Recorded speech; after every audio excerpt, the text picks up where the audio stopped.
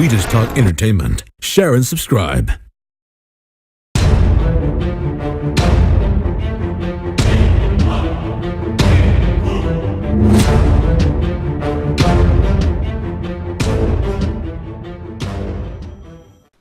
Hey guys, welcome to Entertainment Talk Nation. This is Rob. This video we're going to continue the March of the King series.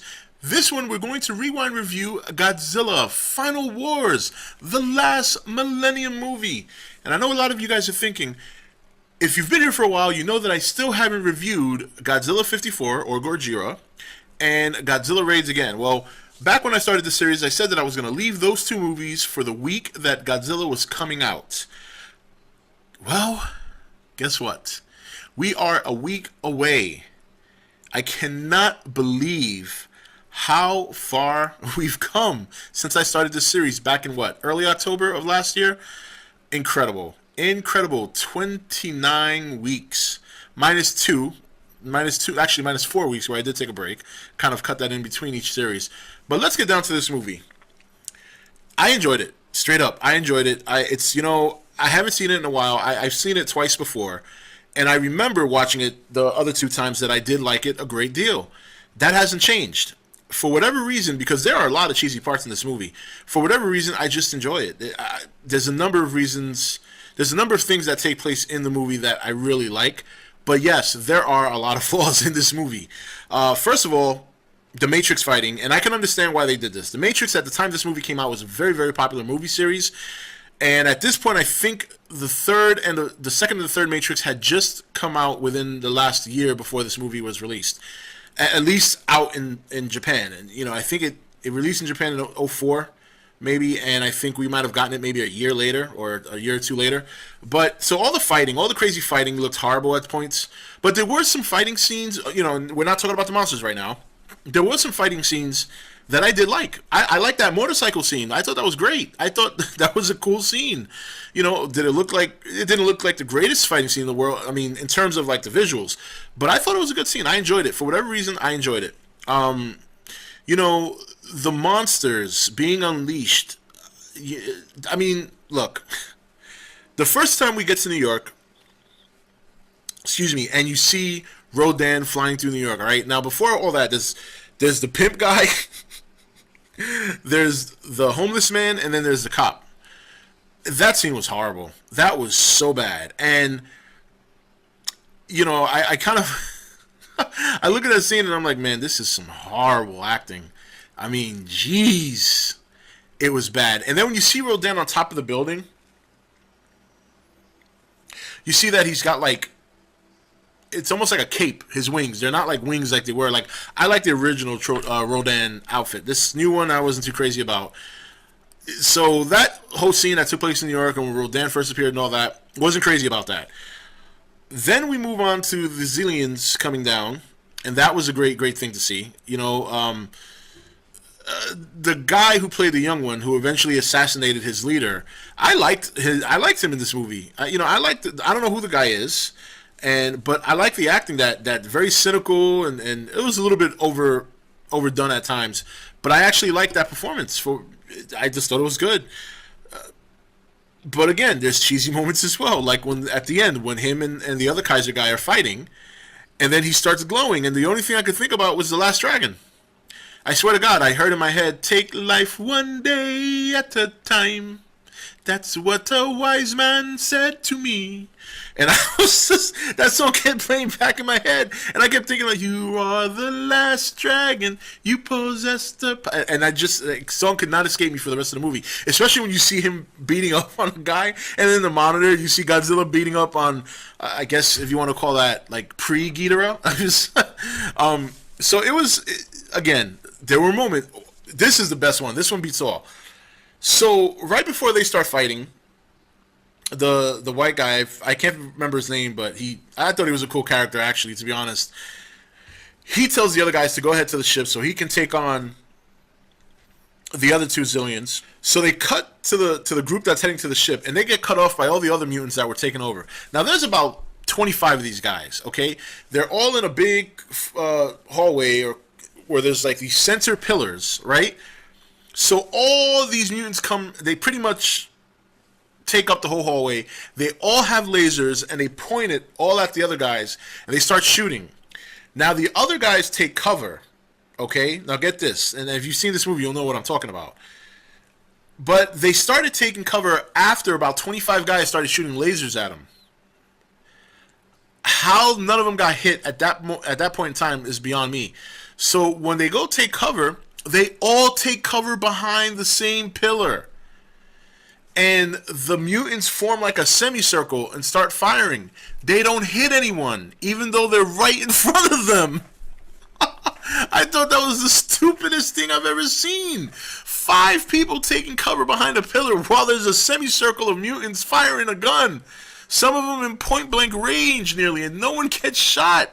Akira Takarada there's dual wielding while 25 guys are shooting at him. He's sitting there, yeah, I'm invincible. Can't fuck with me. I'm Akira Takarada, motherfucker. So guys started dying. It was worse than the scene on the beach in Destroy All Monsters, where it's open. There's no no cover, no walls, no nothing. And you got the aliens and the agents shooting at each other, and no one's hitting each other. It's horrible. It's so bad. Oh, but it's so good. It really is sometimes. It's so good. It's so bad it's good. So, obviously this is like supposed to be a monster apocalypse. So these aliens come down. They make it appear like they save the world by taking the monsters away. Very Destroy All Monsters-like.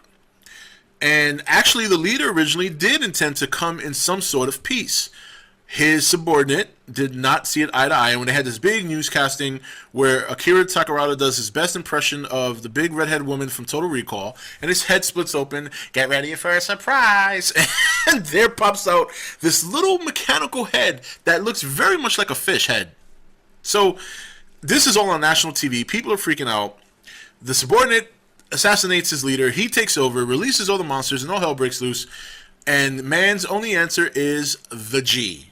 And they head up to go get the G, where we get none other than a cameo from The Rock. Yeah, this guy looked he's got the sideburns going on. He's got the same tone. Pretty big dude. He's sitting there rocking out to the Godzilla vs. Mechagodzilla soundtrack in a Hawaiian shirt. And his buddy it looked like Gary Coleman grew a couple of feet and then went on steroids. And explain to me why in the South Pole, okay, in the South Pole, you have a guy in a netted shirt and another guy in a Hawaiian t-shirt in the South Pole. What? I mean, you can't make this shit up. And this is where the movie, obviously, for me, is like, all right, this is ridiculous. Like I said, it is an enjoyable movie, probably because I got some of the biggest laughs out of some of the dumbest shit I've ever seen. But beyond that, the end fight scene was the best one. The one with Godzilla, Anguirus, Rodan, and King Caesar that was a joke. I mean, come on, really? We're playing soccer? Go! I mean, it was fun to watch, but it was very... And King Caesar looks horrible. That King Caesar suit, I don't care what anyone says, that is the worst suit I've ever seen. I mean, I like the original one to me was much better than that. That one, he looks horrible. Horrible. So, Godzilla takes care of them. Earlier in the movie, he dispatches his counterpart, his American counterpart, which actually, if you own this movie, you go to the scene selection, if you go to that scene, the title of that scene is called something along the lines of Unthroning the Pretender. Yeah, wow. I had noticed that because I had seen the movie. I was watching the movie earlier, then I stopped it so my kids could watch their cartoons. And when I went back to continue, I wanted to pick up where I left off, and I noticed that. So pretty cool. But look, overall, it was a fun movie. There's some bad parts. There really are. I mean, just inexcusable parts. And there's some parts that I thought were really cool. The end fight scene with Godzilla and Kaiser King Ghidorah is just phenomenal. I mean, it was a great fight. It really was a lot of fun to watch that. Godzilla got his ass handed to him. The Gigan designs in this movie were incredible. I do like the ones with the hooks. I thought that was good. Mothra, of course, always has to come in. You know, I don't care what anyone says about Mothra being a deity. She gets her ass handed to her most of the time and then does something miraculous to come out in the end, but still dies. She looks all mangy. I don't know. I just don't think goddess or god, whatever you want to call her, when I see her. This movie, she looked mangy. Gigan whooped her ass. She got a lucky shot in where she dodged his little disc, and I don't even see what the point of her there. I just would have rather seen Godzilla take them both on by himself, to be honest. But anyway, not that she didn't do her thing. That little fire flying through Gigan thing was pretty cool, I guess. But great movie, and that King that Kaiser Ghidorah design was great as well. And the gravity beams actually did something that relates to gravity, which is lift Godzilla, move him around. Never seen that before. Before it was, I used to just always call it yellow lightning. It was, I don't know why they called it gravity beams back in the day, because they never moved anything. But this time they finally got it right. It actually moves stuff. He should have killed Godzilla. The second time he lifted him off the ground and dropped him on his head from that height, he should have been crushed. He should have crushed on his own weight. But it's all fun and games. And then finally, Godzilla pulls through thanks to being saved by the last dragon. Okay, take life one day at a time. And he starts glowing, and he shoots the beam at Godzilla's dorsal fins. Godzilla charges up. He gets his glow. And then he starts glowing, and the music starts playing again. You are the last dragon. And then, Godzilla does this pulse move, blows up the center head, has the right head blow up the left head, steps on the left head. It was just a big, like, he just killed it at the end. Finally, he tosses him up in the air. He does a 360, and then he just shoots out his red beam, and everything is all good. Manila comes to say, Daddy, you did a great job. Don't kill the little people. He says, okay, son, I'm going for a swim. He follows. Everybody's happy, and that is the end of the Millennium series. This is Rob signing off for ETN, where we don't do news, we just talk entertainment. Take it easy. Thank you for watching ETN. Don't forget to subscribe and join the Nation Facebook page. You're watching ETN, where we don't do news, we just talk entertainment. Share and subscribe.